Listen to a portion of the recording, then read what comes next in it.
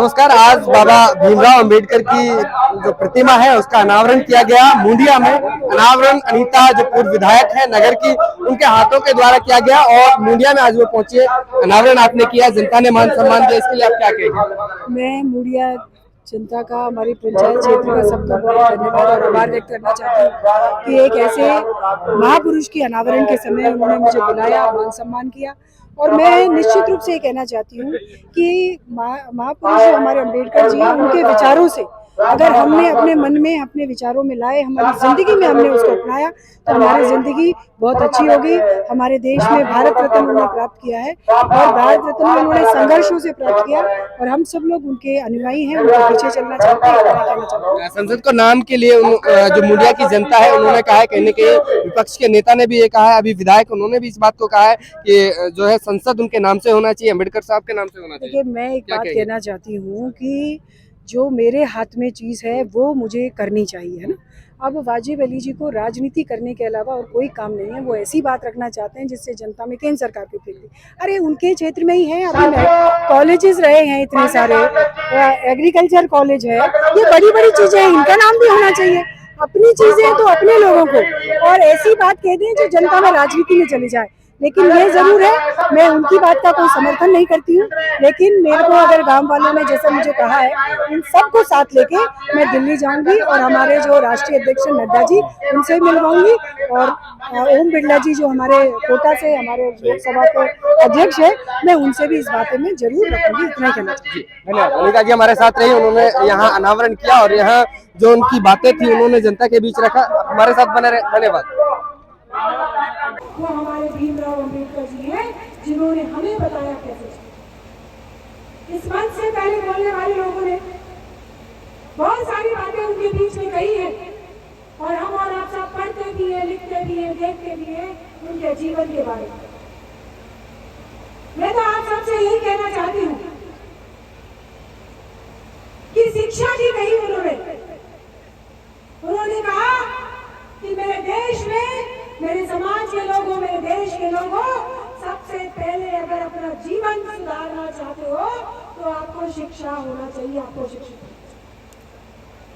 उन्होंने कहा, हम सब लोग भी कह रहे हैं, बातें सब जगह हो रही है, सब शिक्षा की बात कर रहे हैं, लेकिन एक बात बहुत जोर से हमारे बड़े बूढ़े कह देते थे, जो पढ़े लिखे हैं, जो पढ़े लिखे रहते थे, उनसे कहते थे कि तुम पढ़ लिख तो गए हो लेकिन बुरे नहीं हो।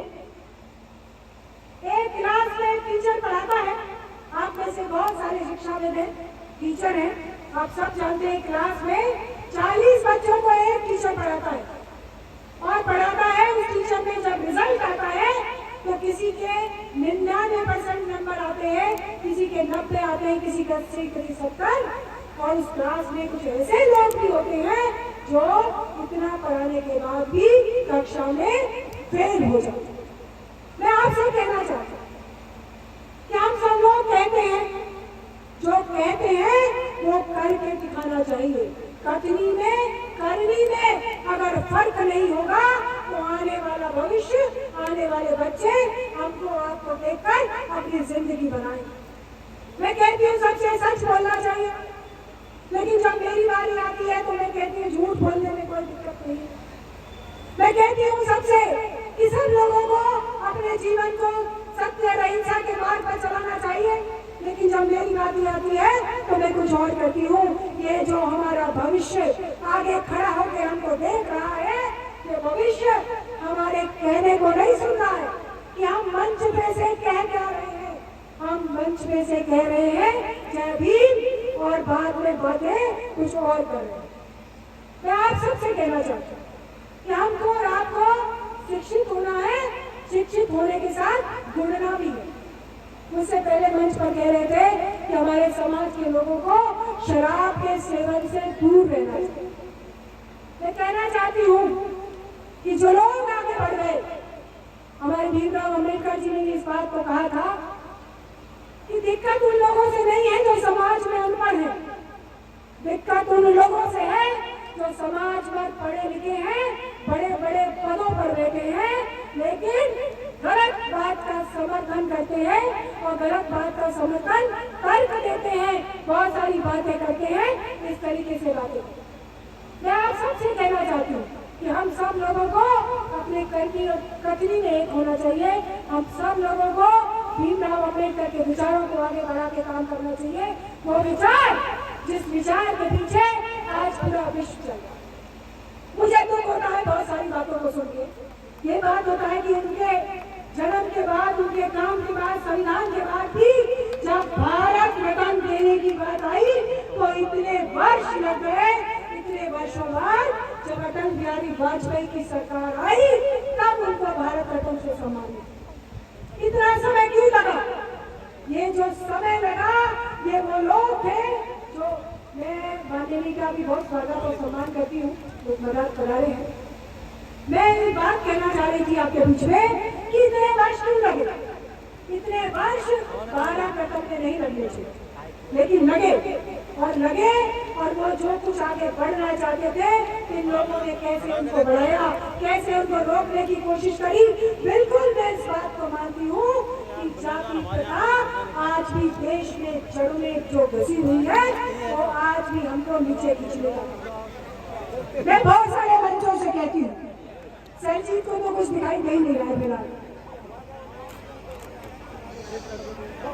मैं आप सबके बीच में कहना चाहती हूँ कि बहुत सारी बातें आपने कही है, बहुत बातें सुनी है, लेकिन जो बात आप सबके हमारे बीच में है कि आज हमने मूर्ति का अनावरण किया है।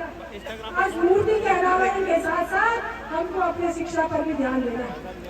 आप सब लोगों ने इतने कार्यक्रम किए, इतने जोर से हमको बुलाया, जिस प्रकार से आपने हमारा मान सम्मान किया, हमको प्रेम दिया, आशीर्वाद दिया, उसके लिए आभार व्यक्त करते हैं।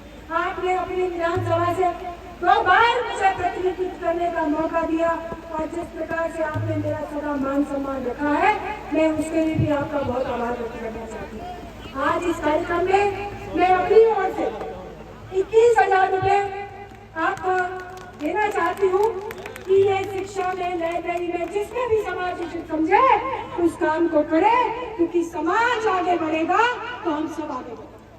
हमारे भारतीय जनता पार्टी में एक कुसुम दीनदयाल उपाध्याय ने कहा और उस विचारधारा को लेकर हम आगे बढ़ रहे हैं। वो विचारधारा उन्होंने कही कि जो अंतिम पंक्ति में आदमी खड़ा है, अंतिम पंक्ति में कौन खड़ा है? वो खड़ा है जो दलित है, वो खड़ा है जो शोषित है। उस व्यक्ति को जब तक अंतिम छोर से सबसे सामने वाले मंच तक नहीं लाएंगे तब तक हम बिल्कुल मेहनत करते रहेंगे, संघर्ष करते रहेंगे और इस देश को और क्षेत्र को आगे बढ़ाने का।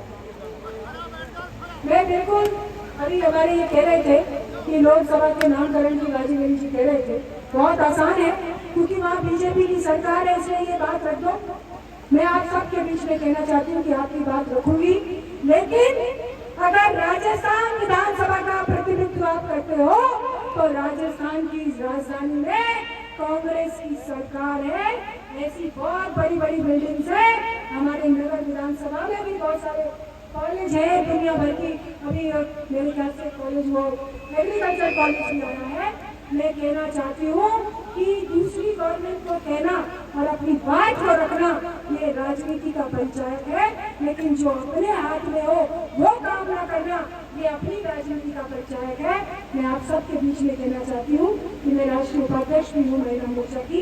इस बात को हमारे मीडिया के अंदर आज समाज ने जो बात मुझे कही है रामा समाज सबके द्वारा वो बात मैं जरूर बात तक पहुँचाऊंगी और आपके बीच में भी मांग करना चाहती हूँ कि नगर विधानसभा क्षेत्र के अंदर ये समाज अपनी शक्ति रखता है। इस शक्ति से चाहे जिस पार्टी के साथ लग जाए, जिस व्यक्ति के साथ लग जाए, उसको जमीन से उठाकर आसमान तक पहुंचा देता है। इसलिए आप सबसे कहना चाहती हूँ कि हमारी विधानसभा के अंदर भी जो सबसे बड़ी चीज हो उसमें भी बाबा भीमराव अम्बेडकर का नाम होगा। अब नहीं होगा तो 6 महीने बाद होगा। ये मैं आपसे कहना चाहती हूँ। राम राम साहब, धन्यवाद। और आप सबको परिचालक महोदय को सबको बहुत बहुत धन्यवाद देना चाहती हूँ। आज मेरे कई सारे कार्यक्रम थे, लेकिन अचानक से ये कार्यक्रम बना। मैं हमारे जो